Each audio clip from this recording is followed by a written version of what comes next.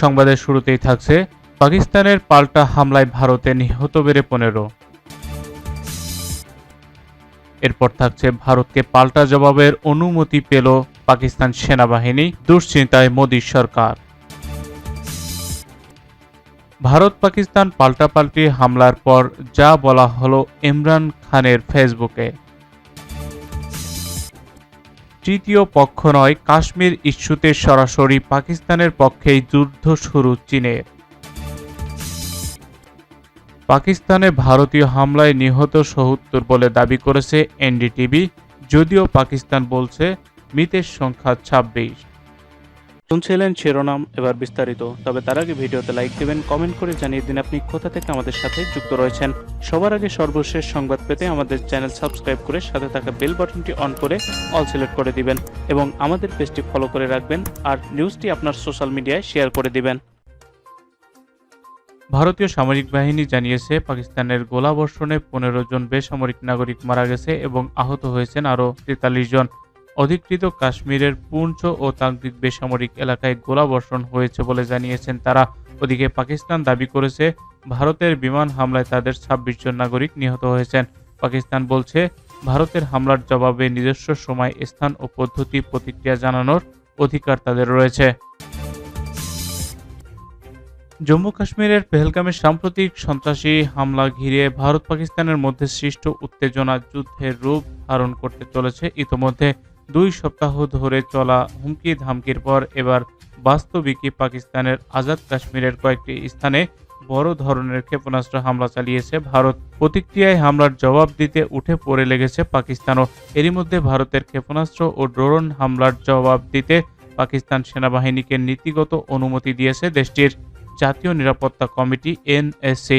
ভারতের যে কোনো হামলার প্রতিক্রিয়া জানানোর অধিকার পাকিস্তানের আছে বলে উল্লেখ করে তারা বলেছেন, ভারতের হামলার জবাবের সময় অনুযায়ী যথাযথ স্থানে পছন্দ মতো পাকিস্তান প্রতিক্রিয়া জানাবে। একই সঙ্গে সামরিক বাহিনীকে সংশ্লিষ্ট ব্যাপারে উপযুক্ত পদক্ষেপ গ্রহণের জন্য অনুমোদন দিয়েছে পাকিস্তানের নিরাপত্তা বিষয়ক এই সর্বোচ্চ কমিটি।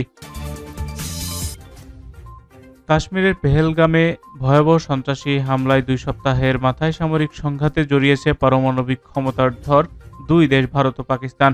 গত মঙ্গলবার মধ্যরাতের পর পাকিস্তানের 6টি জায়গায় হামলা চালায় ভারতীয় সামরিক বাহিনী। এই অভিযানের নাম অপারেশন সিন্দুর।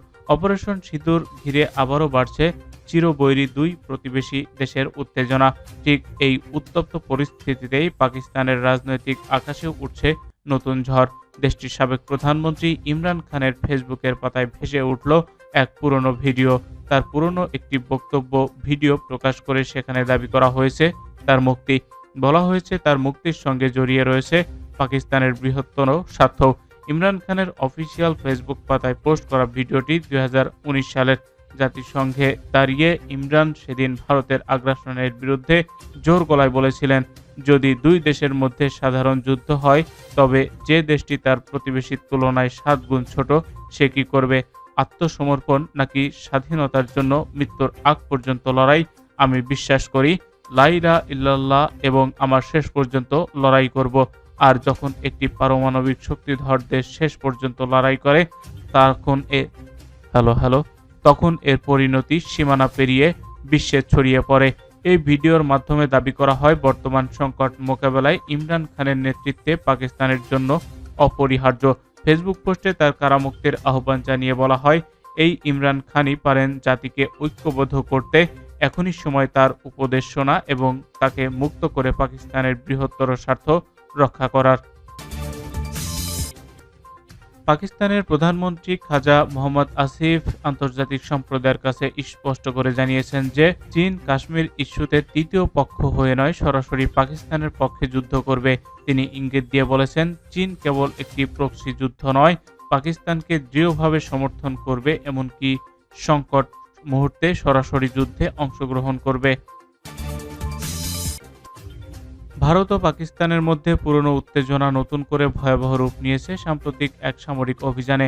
পহেলগামে প্রাণঘাতী হামলার প্রায় 2 সপ্তাহ পর ভারত এবার পাকিস্তানের অভ্যন্তরে বুধবার 7 মে ভোরে হামলা চালিয়েছে। যার জেরে অন্তত ৭০ জন নিহত হয়েছে বলে দাবি করেছেন ভারতীয় সংবাদ মাধ্যম এনডিটিভি। এই ঘটনায় দুই পারমাণবিক শক্তিধর দেশের মধ্যে নতুন করে সংঘাতের আশঙ্কা দেখা দিয়েছে, যা আন্তর্জাতিক মহলে গভীর উদ্বেগ সৃষ্টি করেছে। ভারতের পক্ষ থেকে জানানো হয়েছে তারা ৯টি স্থানে অস্ত্র দিয়ে আঘাত হেনেছে, যেখানে কোনো সামরিক স্থাপনার লক্ষ্যবস্তু ছিল না। তবে পাকিস্তানের সেনাবাহিনীর মুখপাত্র লেফটেন্যান্ট জেনারেল আহমেদ শরীফ চৌধুরী দাবি করেছেন, ভারত ৬টি অঞ্চলের ২৪টি স্থাপনায় হামলা চালিয়েছে এবং এতে ব্যাপক ক্ষয়ক্ষতি হয়েছে। পাকিস্তানের পক্ষ থেকে আরও দাবি করা হয়েছে, এই হামলার সময় ভারতের অন্তত ৫টি যুদ্ধবিমান ভূপাতিত করা হয়েছে। তবে ভারত এসব বিষয়ে নিরুত্তর রয়েছে। এনডিটিভির খবরে বলা হয়েছে, পাকিস্তান এই হামলায় অন্তত ৭০ জন নিহত হয়েছেন। এই ঘটনায় আন্তর্জাতিক প্রতিক্রিয়া দ্রুত প্রকাশ পায়। মার্কিন প্রেসিডেন্ট ডোনাল্ড ট্রাম্প ভারতের এই সামরিক পদক্ষেপকে লজ্জাজনক বলে আখ্যা দেন এবং উভয় পক্ষকে সংযম প্রদর্শন করার আহ্বান জানান। জাতিসংঘের মহাসচিব অ্যান্টনিও গুতেরেসও গভীর উদ্বেগ প্রকাশ করে বলেন, সীমান্ত পেরিয়ে ভারতের অভিযান শুধু দুই দেশ নয়, বরং গোটা বিশ্বের জন্য হুমকি হতে পারে। তিনি স্পষ্টভাবে জানান, সামরিক উত্তেজনার পথ না নিয়ে শান্তিপূর্ণ সংলাপের মাধ্যমেই সমস্যার সমাধান খোঁজা জরুরি। এখনই সময় দুই দেশের নেতৃত্বকে দায়িত্বশীলতা দেখিয়ে সংঘাত এড়িয়ে আলোচনার পথে ফিরে যাওয়ার।